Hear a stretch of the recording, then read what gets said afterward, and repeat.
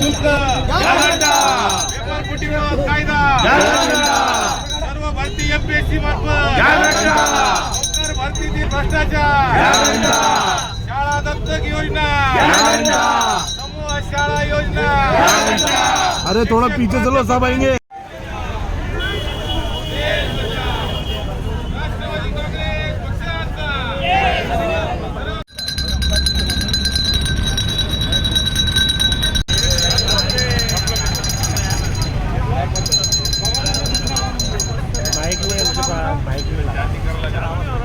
राष्ट्रवादी काँग्रेस पार्टीचा या ईडी सरकारचं करायचं काय?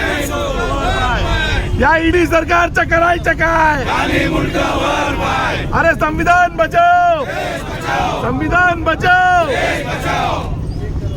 राष्ट्रवादी काँग्रेस पार्टीच्या शरदचंद्रजी पवार साहेबांच्या रोहित दादा तुम आगे बढ़ो, हम तुम्हारे साथ हैं। रोहित दादा तुम आगे बढ़ो, हम तुम्हारे साथ हैं। ईडी हटाओ, अरे ईडी हटाओ, पहले गौरव को सहना होगा। सुरू आहे जिल्हाधिकारी कार्यालयासमोर, काय मागण्या आहेत आपल्या?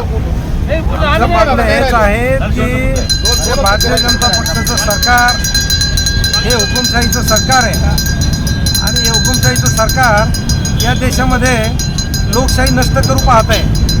त्यांना या देशात लोकशाही ठेवायची नाही आहे आणि त्यांनी शिवसेना फोडली, राष्ट्रवादी काँग्रेस फोडली, महाराष्ट्रात त्यांनी सगळा खेळ करून पाहिला, परंतु त्यांना आजही लोकसभेला बहुमत मिळेल असं त्यांना वाटत नाही आणि म्हणून त्यांनी अनेक दिवसापासून आपण पाहत आहे की राज्यामध्ये ईडी, CBI, पोलीस या सगळ्या शासकीय यंत्रणेमार्फत मोठ्या मोठ्या नेत्याला हरीश करण्याचा प्रयत्न त्यांनी सुरू केलेला आहे आणि जयंत पाटलावरती कारवाई झाली, आता रोहित दादावरती कारवाई झाली, पक्ष फोडून पाहायला काही होत नाही, आता यांच्यावरती कारवाई सुरू आहे। आता रोहित दादांना मागच्या वेळेला एकदा बोलवलं होतं ईडी कार्यालयात, आज परत त्यांनी ईडी कार्यालयात एक तारखेला बोलवलं। म्हणून आम्ही छत्रपती संभाजीनगर औरंगाबाद जिल्ह्याच्या वतीने, शहराच्या वतीने या घटनेचा निषेध करू पाहतोय आणि या भारतीय जनता पक्षाच्या विरोधात त्यांनी आता काल तुम्ही पाहिलं असेल, अजित पवारांना फोडलं, त्यांना एक दिवसाने 70,000 कोटीचा घोटाळा करणारे अजित पवार म्हणत होते, दुसऱ्या दिवशी त्यांना पक्षात घेतलं आणि त्यांचा घोटाळा त्यांना क्लीन चिट दिली, घोटाळा बंद झाला। आता काल पाहिलं असेल शिखर बँकेच्या घोटाळ्यात त्यांना एक अडकलं होतं, क्लोजर रिपोर्टसाठी, त्याच्यातही काल त्यांना क्लीन चिट मिळाली। परंतु ह्या गोष्टी आपल्याला सरळ सरळ राज्यात देशात लोकांना दिसतात की फक्त लोकांना डॉमिनेट करायचं, नेत्यांना डॉमिनेट करायचं आणि आपल्या पक्षात घ्यायचं आणि जी नेते जात नाहीत त्यांच्यावरती कठोर कारवाया करायच्या।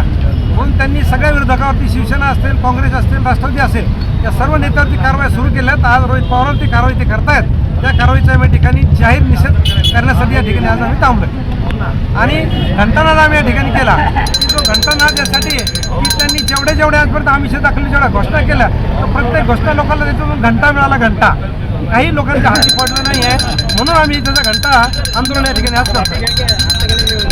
800 किलोमीटरची बेरोजगारांसाठी यात्रा काढली, ज्यांना नोकरी मिळत नाही त्यांसाठी यात्रा काढली, कोणती राजकीय भूमिका फक्त बेरोजगारांसाठी 800 किलोमीटरची यात्रा ज्यांनी काढली त्यांच्यावर एक सूट भावनेने आज दुसऱ्यांदा ईडी चौकशी होती। म्हणजे असं तुम्ही तुमच्या विरोधात खरं कोणी बोलले, सत्य कोणी जगासमोर आले तर तो तुम्हाला चालणार नाही, तुम्ही ईडी चौकशी करणार आणि अटकेची धमकी देणार, अटक करणार, तुमच्याकडे आलं तर ते पण काही होणार नाही, वाशिकमध्ये हे चालणार तर मग लोकशाही टिकणार का, ही लोकशाही राहणार का, हे नेमकं चाललं काय हे सर्वसामान्य जनतेला कळतंय, पण करतील काय? परत उद्या मतदानाची वेळ आली तर तुम्ही आमिष प्रलोभन देऊन हे सगळे प्रकार करणार। म्हणून ह्या BJP सरकारचा, या त्रिशंकू सरकार आलेला या सरकारचा आम्ही निषेध करतो आणि जनतेला फक्त घंटा मिळतो म्हणून घंटाला आंदोलन आज सवेरे हम 11 बजे बाबा साहब के विचार लेके, महात्मा गांधी के विचार लेके और आज शहर और जिला जो BJP सरकार जानबूझकर जो लोगों को सता रही, हम उसके लिए राष्ट्रवादी कांग्रेस के तरफ से शहर में नहीं पूरे महाराष्ट्र में आज आंदोलन कर रहे हैं। हमारा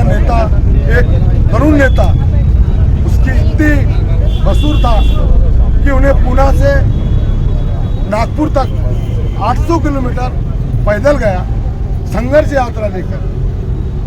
उन्होंने लोगों के प्रश्न लेके गया, वो खुद के वास्ते नहीं गया। जो लोगों को बेरोजगार नौकरियां के वास्ते बेरोजगारी जो बड़ी आली है, शेतकऱ्या के प्रश्न लेके गया, उसको दबाने का काम जो इसके पहले 8 दिन पहले उनको बम्बई की ईडी में बुलाए और आज भी 1 बजे से हमारे नेता को वहाँ पे बुला के बिठाए। उस दिन भी 12 घंटे कुछ भी नहीं, उसको खाली बिठाए और वहाँ पे कोई पूछताछ नहीं, खाली बिठा के रख रहे, डरा रहे। आज जो ये सरकार है, आज जो दिल्ली के भी केजरीवाल को भी 6 बार बुलाए और जो काम उनको अगर नहीं आ रहे कि उनको चलो ईडी चलो अंदर। आज जो उनके 10-20 दिन बचा ले, आने वाले वक्त में अगर ये सरकार रही तो आने वाले वक्त में ना इलेक्शन होगा ना देश बचेगा। इसके लिए हम हमारे राष्ट्रवादी महाविकास की तरफ से आज हम संघर्ष जो लोगों को जगाने का और सरकार को बोलने का काम हम हमारे तरफ से पूरे पार्टी ने हमने करे।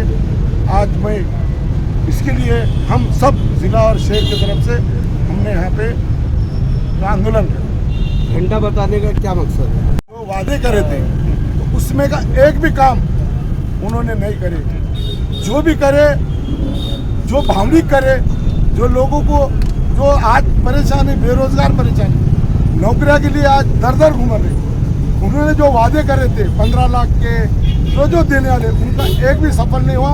उसने हमने उनको आज घंटा बताया, तुमने अभी तक 10 साल में सिर्फ यहाँ के लोगों को घंटा दिए, दूसरा कुछ नाही दिलं। कलेक्टर साहेबाला तुम्ही निवेदन दिलं? आम्ही का सरकार त्यांचीच आहे, तिला देऊन बी काही होणार नाही, काही फरक पडणार नाही।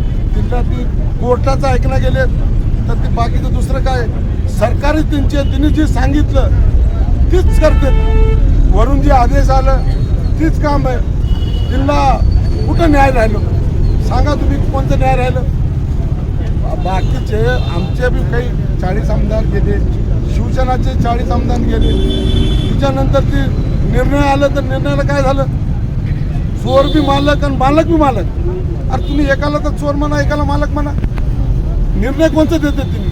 आणि तिने जे निर्णय दिला तिला कोणची पोस्ट भेटली बघा? भाजप पशी जे गोष्ट जी काम करत तिला मोठी पोस्ट द्यायचं काम हे भाजप सरकार करते। सर, तुमचं सरकार पद रिक्त आहेत, 80,000 कंत्राटी कामगार आहेत, तुम्ही 2.5 वर्ष जनतेला घंटा दिला, आजही तुम्ही घंटा घेऊन बसतायत।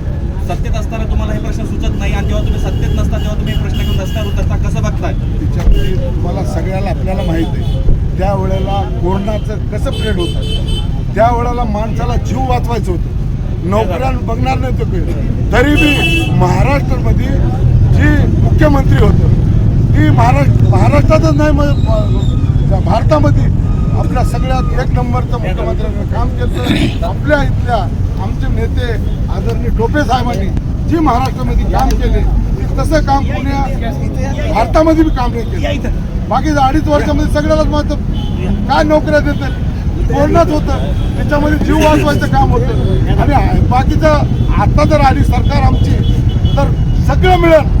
ही जी सरकार आहे सगळं देणार सरकार आहे, घेणार सरकार नाही।